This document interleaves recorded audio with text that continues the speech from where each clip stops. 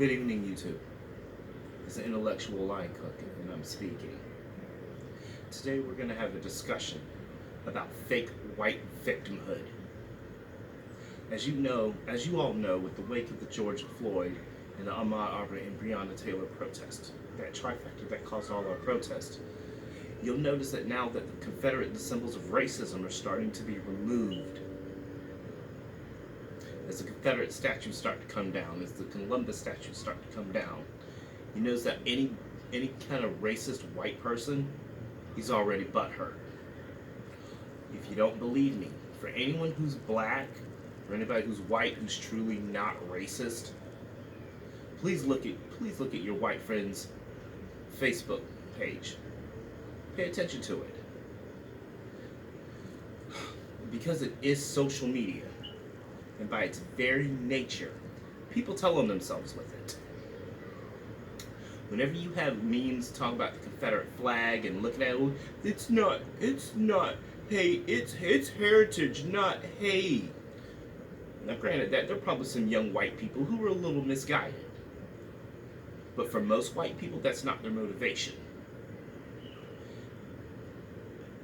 When people talk about how white pride is not okay through their Facebook, what they're not acknowledging is, hey, there's a lot of things that work the way they are because of white pride.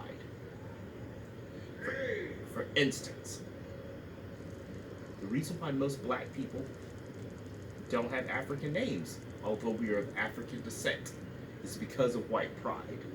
The reason why we worship a white Jesus is indeed because of white pride.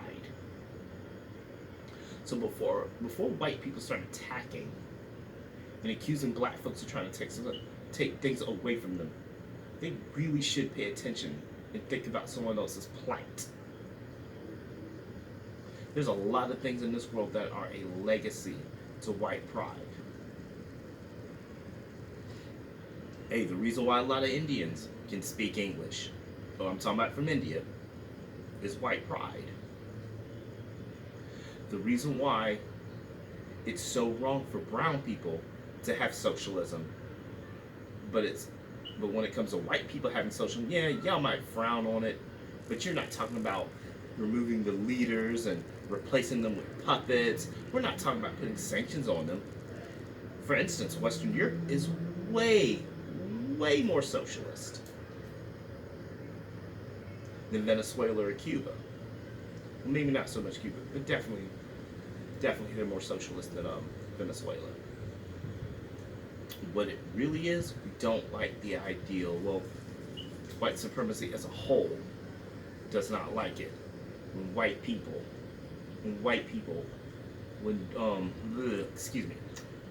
people who are other than white make their own decisions. To us, we gotta control them. We gotta control. Like the coup d'etat that's happened in Bolivia, we know what that was. That was the United States that interfered in that country's affairs. We always do that to other people, but we are terrified of the thought of someone doing it to us. Hey, that's white pride. So nobody's ever attacked white people. It's just that for so long, you're used to the world emulating you, not recognizing that a lot of your culture is the result of whites emulating others.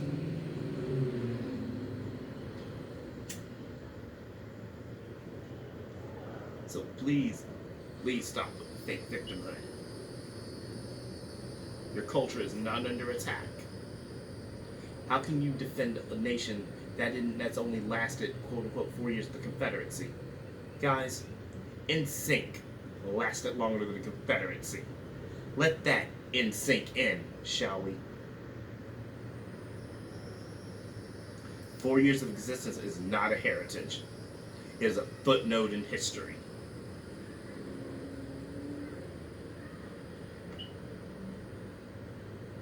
Countless cultures have been wiped off because of the white man's hand.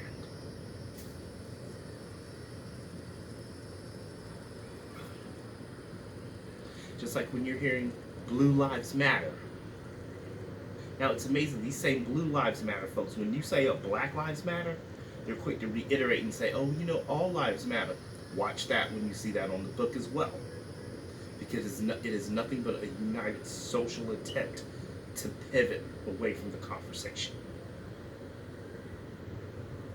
Because they don't scream all lives matter when it comes to blue lives matter. What they really didn't like was hearing black. That's what they didn't like. That's what they don't like. Now the race car driver who quit, he wasn't that good. He didn't win a single race. He sucked.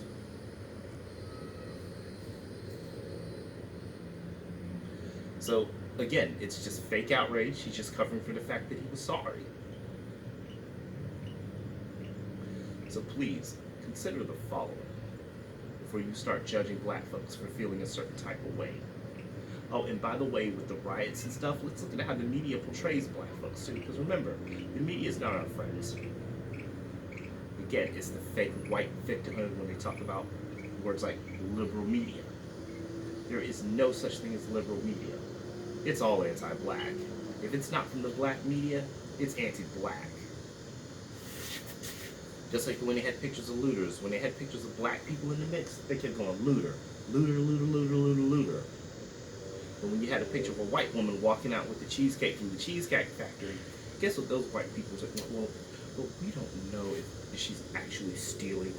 We don't know the actual circumstance behind that. When you're black, you're a looter, looter, looter, looter, looter.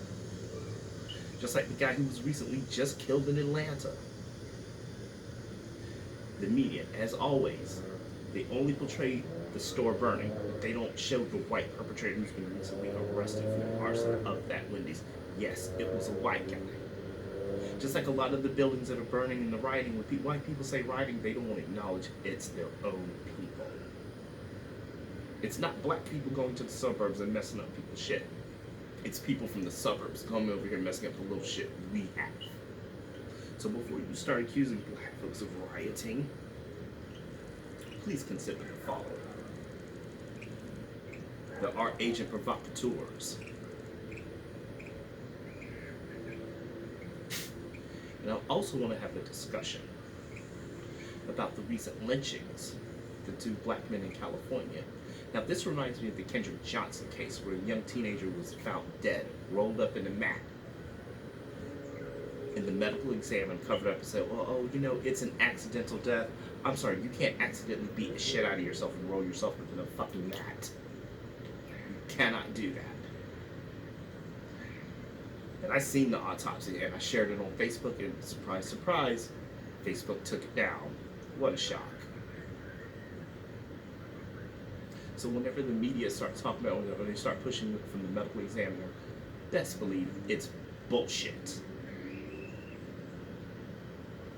Just like when George Floyd died, they said he had the coronavirus. He had this kind of condition. He had that kind of condition. Anything to minimize what that cop did so he could eventually get off. They're already setting up the narrative where he can get off. Because he got bailed out, and those other 3 cops, they're setting up the stage for them to be bailed out too.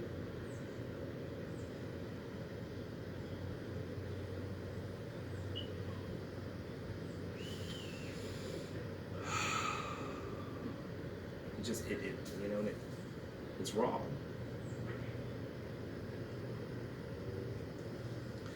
Say, just like when Kendrick Johnson died, they always do that. That medical examiner will always come with everything.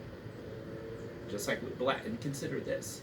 Whenever a medical examiner talks about a black person committed suicide and he found himself and he was hanging from a tree, ain't no black man gonna really use no rope.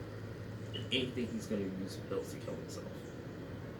Black people have the lowest suicide rate of all the ethnic groups, and that's just something we have to consider. We do. We have the lowest suicide rate because we're so accustomed to going through so much shit.